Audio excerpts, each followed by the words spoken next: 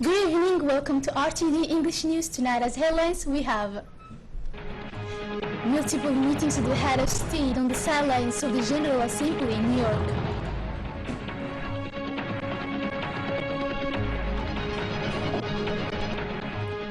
In Nigeria has officially marked major polio milestone. Thanks for joining us. Artist participation in the work of 17th National General Assembly of Nations, the President of the Republic, Mr. Ismail Omar Guelleh, has received the under USA Secretary of State in charge of the Civil Security, Democracy and Human Rights, Sarah Sewell. The meeting took place at the Ritz-Carlton Hotel within the presence of the Minister of Foreign Affairs and International Cooperation, Mr. Mahmoud Ali Yusuf. Issues of common interest have been addressed on the course of this interview, but the most important remains the project of creating a center against violence extremism.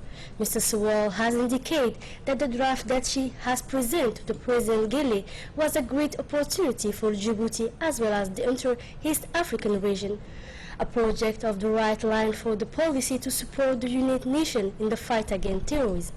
The head of state has indicated that Djibouti is willing fully to accept any project that goes in the direction to eradicate terrorism. The head of state has assured under the U.S. Secretary of State responsible for the civil security, democracy and human rights of its full support in the realization of this project. The Secretary General of the United Nations, Ban Ki-moon, has called Tuesday the parties to the conflict in southern Sudan to implement without further delay a peace agreement, including by the observance of a ceasefire and the formation of a united national government. It is at this meeting organized at the headquarters of the United Nations in the margins of the general debate of the 70th General Assembly, in which the leaders of Djiboutian diplomacy, Mahmoud Ali Yusuf, took part, that Ban Ki-moon has recalled that the conflict which erupted in December 2013 tarnished the aspirations of the South Sudan people to a better future. He has broken the optimism of the international community. Thousands of lives have been lost in a senseless conflict, Ban Ki-moon hammered in his words. The Secretary General has expressed his gratitude to the Intergovernmental Authority on Development known as IGAD for its tireless efforts for bringing sense to both parties coming to an agreement. The IGAD countries led indeed mediation between the belligerents since the beginning of the crisis. In his intervention, the Djiboutian Minister of Foreign Affairs has also called on both parties to refrain from any reform or unilateral consolidation or the repeal of the peace agreements. To do this, the dialogue must prevail at all the time, and it is, in fact, essential that they communicate regularly on all the sensitive issues, as it will allow an improvement of the situation and to avoid to factor any blockage of the peace process. Mahmoud Ali Yusuf has insisted on it. The President of the Republic took by this Wednesday on a summit violent extremists.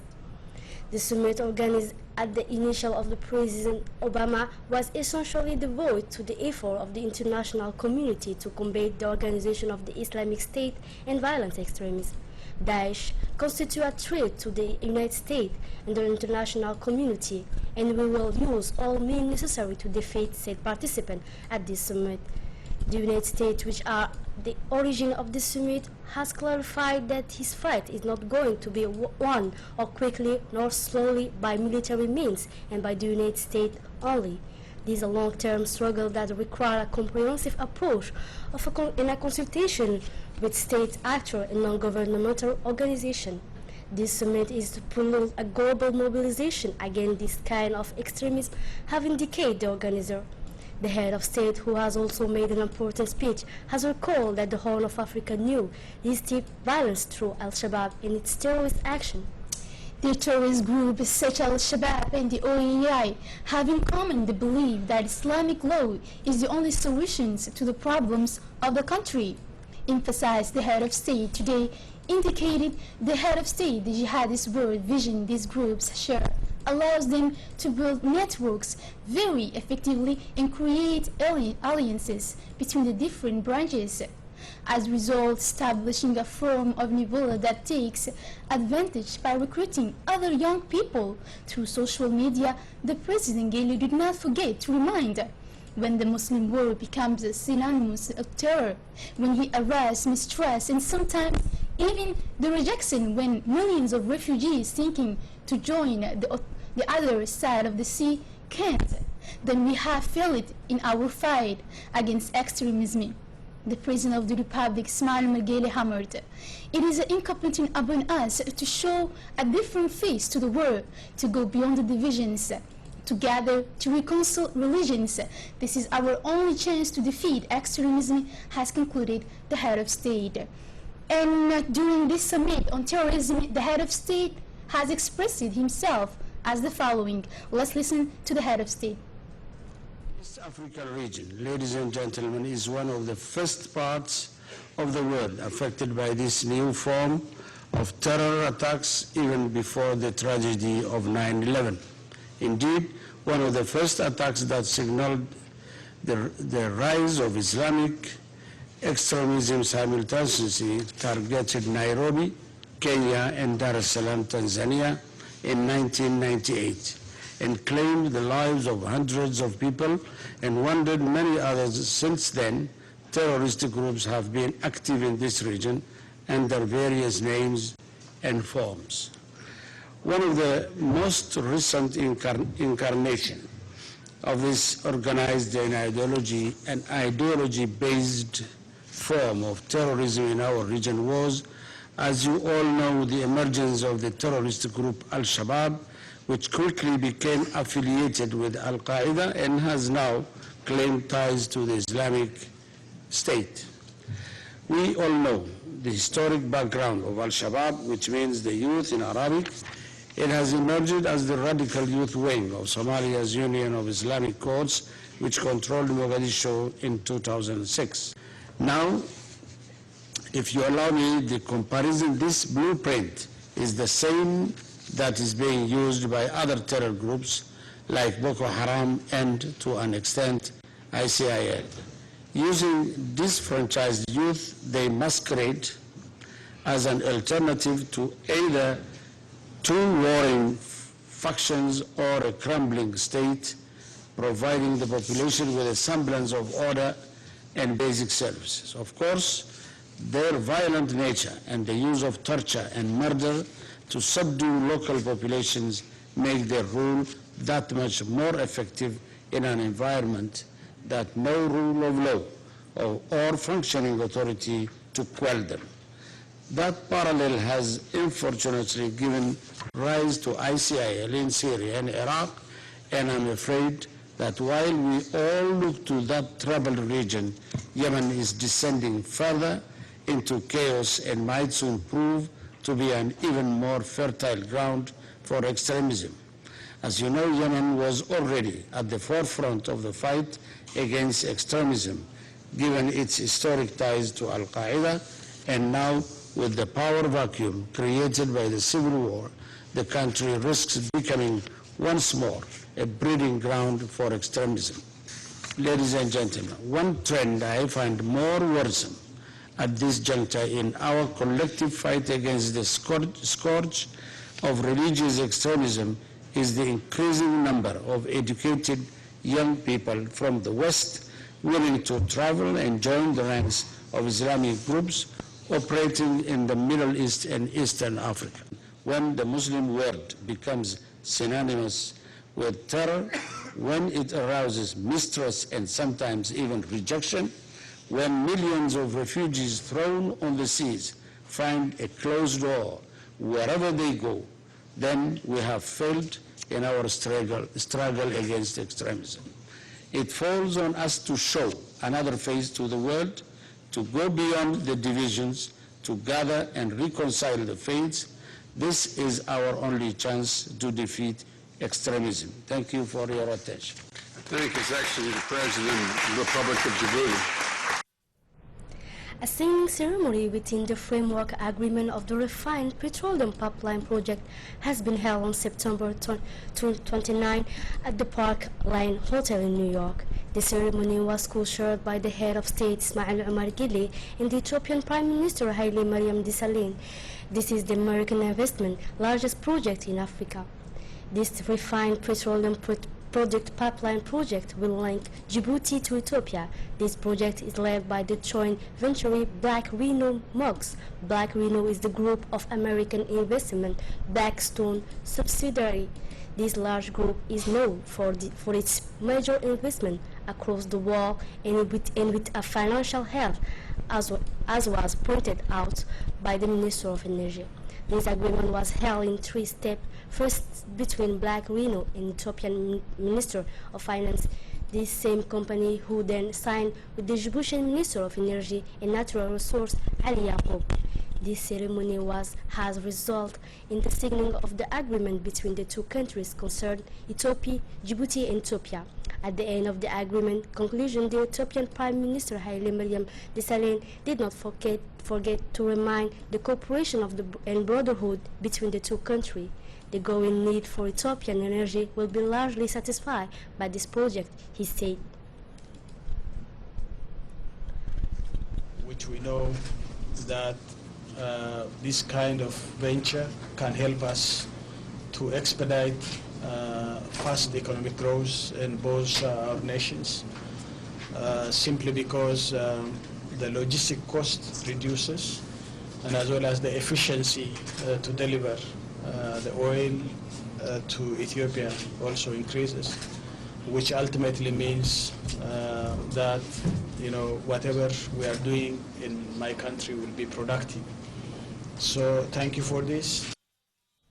And to sum up the relations between the two countries, Ethiopia and Djibouti, and for more cooperation, the head of state, Ismail Omar Guelleh, did not fail to remind in his speech the importance of working hand in hand. Let's listen to the president. It is a very important logistic project, and especially when it concerns the oil and for Ethiopia and for Djibouti, it will reduce the burden of and the stress of the traffic. It will capitalize the income of Ethiopia as an importer of more than 3 million tons of hydrocarbonic goods. It will reduce the accidents, and as Prime Minister said, we are committed to be on your side for the implementation, and after then also the running period and administration, governance of the project. As his part, the Minister of Energy and Natural Resources, Mr. Ali Yaqub, said that thanks to the President of the Republic of Djibouti, His Excellency Mr. Ismail Omar Guelleh, and the former and late Ethiopian Prime Minister Meles Zenawi, and above all the actual Ethiopian Prime Minister Haile Mariam Desalegn, who keep faith for this project to see the light after many years of hard work. This project will allow transporting the refined petroleum product from the port of Djibouti to Awash in Ethiopia. From there will be distribution on the whole country. This will have a tremendous impact on the environment, the economy, and so on. But the most important is that Ethiopia, who needs an enormous refined petroleum product, will see its need to grow. In 2018, there will be 240,000 barrels extracted per day. This project turns around, said the Energy Minister Ali Yaqub, an asset of 1.5 billion US dollars. Not only it will help develop the country, but at the same time it will create jobs. Djibouti is not only open for the Chinese investors, but however who want to invest, as you may know, underlined the Minister of Energy Ali Yaqub. Djibouti's second name is the meeting and exchanging place. We have a news release, dear viewers, starting from 10 p.m. We are going to release in live the speech of the head of state Ismail Margeli in front of the General Assembly of the Union Nation. Moving on, the interior region, in the framework of its social programs net based on the employment and the foundation of human capital, the ADDS proceed to launch the social program in whole region this Tuesday under the leadership of the Secretary of State responsible for the national solidarity, Mrs. Zahra Yusuf Qayat, within the presence of the Prefect of Ali Sabih, Mr. Mohammed Wabiri Asowi, the Chairman of the Ali Sabih Regional Council, Mr. Umar Ahmed Wa'as, the Director General of the ADDS, Mahdi Mohammed Jama, notable member of the region, Umar Ali Wa'as, as well as numerous guests. Funded by the World Bank, the aim of its social program is to combat the malnutrition of pregnant women and breastfeeding mothers with children aged between 0 to 2 years old for 200 households within a period of 2 years. The objective of the program is to prevent malnutrition through a whole package of community activities with the objective of preventing malnutrition among young children and the pregnant mother. Thus, the beneficiaries are sensitized and trained on the importance of breastfeeding, as well visit and medical care monitoring of pregnant women, the development of the young child in the home. The program also provides accompaniment call work and labor-intensive service such as rehabilitation work, the maintenance of road, street cleaning, garbage collection, maintenance of forest area. The city of Halhol will benefit from the support provided by women for embellishing and the preservation of the environment through cleaning and rehabilitation of public infrastructure. It is a pilot scheme which combines several factors, including the teams of ADDS in the execution of the program and the Ministry of Health in the guidelines to the level of health.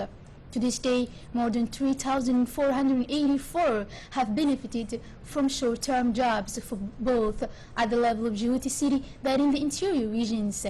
As regards the activities for the prevention of malnutrition, 5,335 children and mothers have benefited the minimum package of activities offered by this program.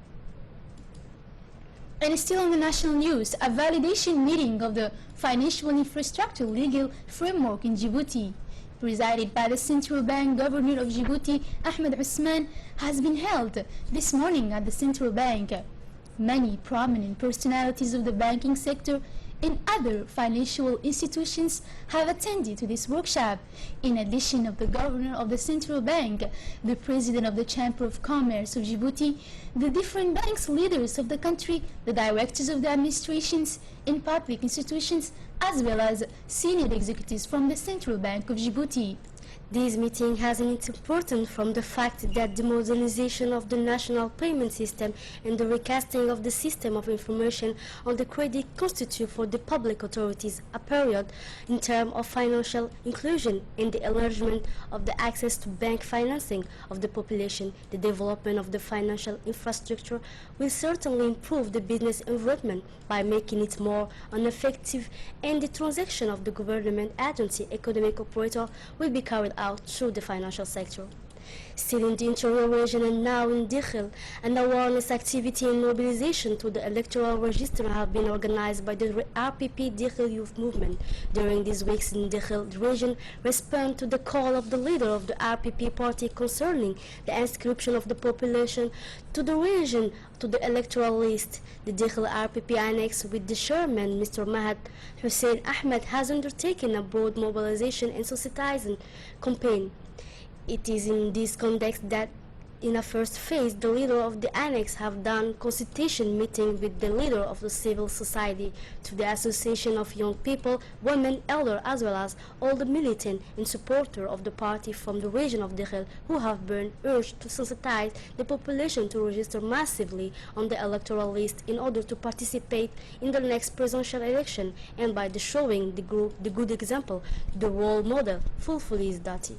To achieve its objectives, the inhabitants of the town of Dikhil have launched the second phase of its mobilization initiative. Thus, it is in this context that a public awareness campaign, door to door, has seen the light.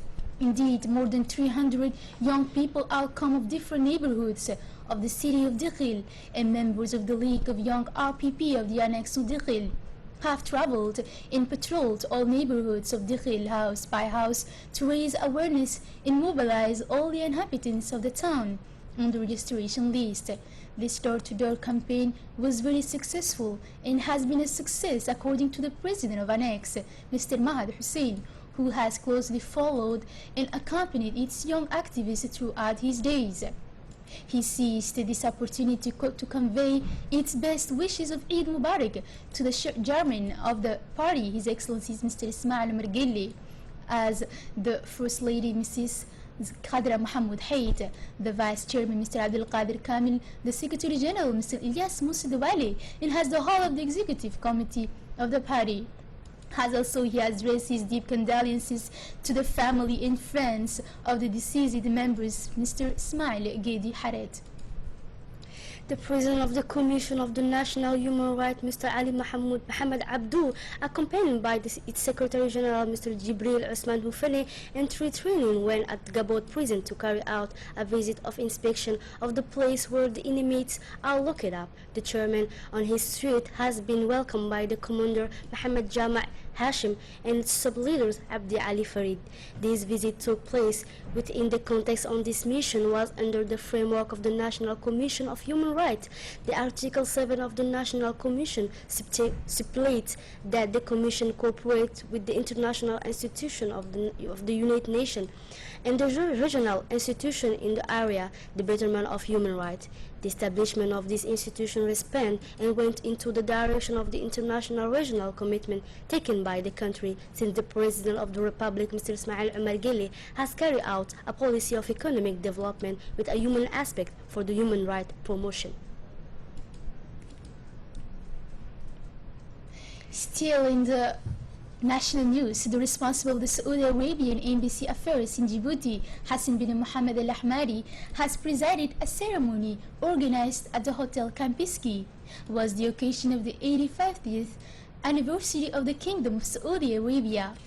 Important personalities attended to the ceremony, including the acting Minister of Foreign Affairs and the International Cooperation, Ahmed Ali Silai, the Minister of Higher Education of the Research, Dr. Nabil Muhammad Ahmed, the General of the Army General Division and Chief of Staff, Zakaria Sheikh Ibrahim, that of the National Navy, Colonel Abdul Rahman Aden Chair, the Djiboutian Coast Guard's Commander Wais Omar Bokore, and several senior military officers, civilian, as well as the representative of international organizations and the diplomatic corps accredited in Djibouti, the ambassador of the State of Palestine in Djibouti, Kamel Karas.